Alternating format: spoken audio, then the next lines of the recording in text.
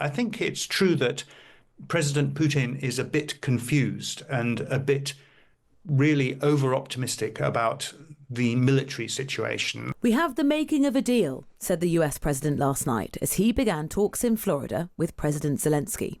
Ukraine's leader said he hoped the meeting will bring peace as quick as possible. Easier said than done is the general feeling. Let's get some insight from Leigh Turner, former UK ambassador to Ukraine. Leigh, good morning. Morning. We're hearing from President Zelenskyy and Donald Trump, actually. They say a deal is 90% done. What do you believe are those remaining sticking points, as Trump describes them? Well, it's strange, isn't it? President Trump himself said he doesn't like percentages, and you can see why. This idea that the deal is 90% done or 95% done seems a long way from the truth. We were pleased to see, those of us who want to see some progress on this, that there was no shouting yesterday. There was no bullying of Zelenskyy. That's good compared with the meeting they had last February, you remember, in the Oval Office. But there's zero signs of a breakthrough here. There are two really big issues outstanding. One is security guarantees. How do you make sure that Russia, if we do have a deal, doesn't invade Ukraine again? You remember that Russia first invaded Ukraine in 2014, and there was a kind of peace deal in 2015. And then 7 years later, Russia invaded again in 2022. And the same thing could happen again. And there is no sign that anybody is getting close to a security deal, a security guarantee. Russia continues to say it will not accept foreign troops on the ground in Ukraine. So it's very difficult to see where that's going. And then on territory, again, no sign of any kind of meeting of minds. Zelenskyy came up with this idea just before Christmas about a demilitarized zone, a kind of enterprise zone where the Ukrainians could pull back in return for the Russians pulling back. Again, no progress on that.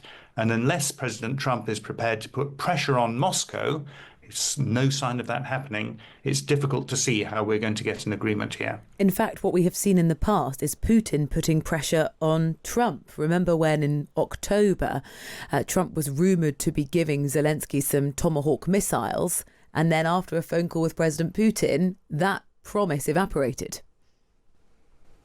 Unfortunately, we see this as a repeating cycle. The Americans, President Trump or his envoy, Steve Witkoff, go to Moscow. They talk to the Russians. They come back really talking Russian talking points. We saw Steve Witkoff saying Ukraine's not a real country, or Russian-speaking Ukrainians are Russians. It's like saying Spanish-speaking Peruvians are Spanish, or Portuguese-speaking Brazilians are Portuguese. It's nonsense, Rosie.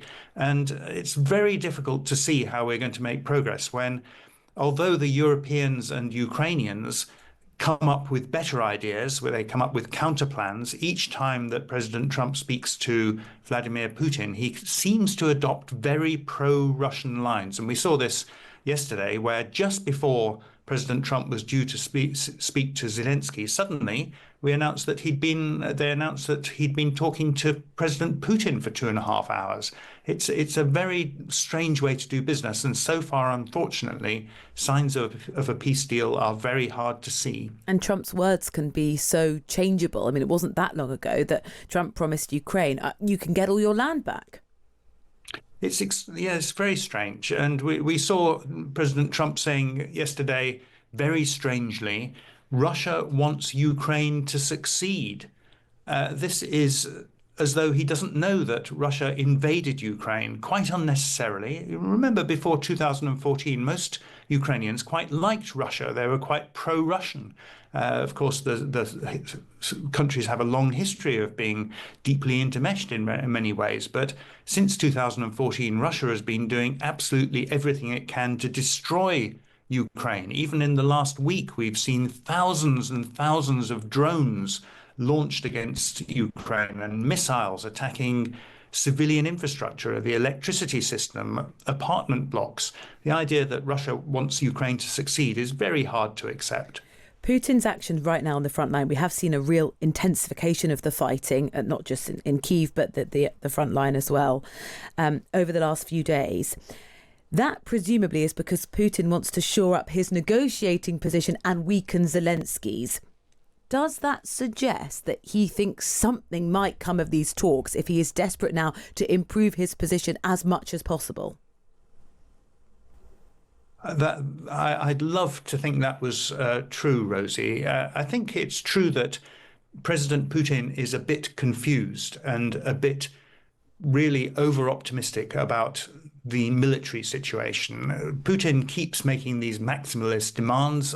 He seems to think that he's winning this war, whereas in fact, Russia, in 12 years of fighting, has only managed to occupy 20% of Ukraine. And in the last year alone, it's occupied around 1% of Ukrainian territory at the cost of losing hundreds of thousands of troops dead and seriously wounded. So Putin seems to think that he's winning the war, and his advisors presumably are telling him that. But actually, Ukraine's doing very well. And to be honest, if the UK and Europe want a good security deal, they need to prop up and support Ukraine so that they can win this war and stop Russia winning it. Because if Russia does win this war, it's going to encourage not only Russia to attack again in Ukraine, but also every other country that fancies taking a bite out of its neighbor, invading them. There's the principle of territorial integrity. It says you cannot invade your neighbor and keep the land. And if President Trump sacrifices that principle, it's going to be terrible for European security, but also terrible for US security, because everybody's going to be fighting everybody else. Leigh, thank you. Leigh Turner, the former UK ambassador to Ukraine and author of the book Lessons in Diplomacy, Politics, Power and Parties. Jane, Leigh said there, if Russia is allowed to win this war, I wonder by what definition we would say Putin wins. At this point, he has claimed all of that territory and power and prestige. He has come back out from the cold that had been frozen out of, welcomed back into international diplomacy by Donald Trump. Right now, the victor in this scenario surely is Putin. Absolutely, being rewarded for his territorial aggression. I also thought it was really important, Leigh, reminding us, it will of course be 4 years in February since the full-scale invasion of Ukraine. But for Russia, it's been 12 years, of course, that they've been fighting this war, even though, that was 8 years before a full-scale invasion.